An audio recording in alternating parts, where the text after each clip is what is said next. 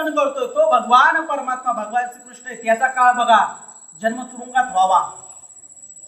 जन्माला आल्याबरोबर बर्थडेचा केक नाहीये, याचा केक होणार आहे. कुणाचा? जो जन्माला आलाय जगाचा बाप, त्या बापाचा केक करायला टपलेला मामा आहे. तुम्ही आम्ही नशीबवान आहे, त्याच्या तुलनेमध्ये आपला केक कापला जातो. आपल्याला कापलं म्हणजे आपली माणसं त्या कंसापेक्षा अजून तरी चांगली आहेत. असो ती अजूनच चांगली व्हावीत म्हणून तर त्या भगवंताचं चिंतन करायचं आहे.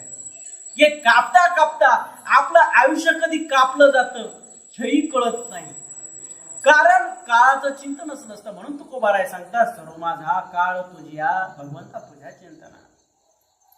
या चिंतनाचा फायदा असा होतो, वाईट आलं की चांगलं आलं, आपण काय सतत आयुष्यात तक्रारी आहेत. जिथं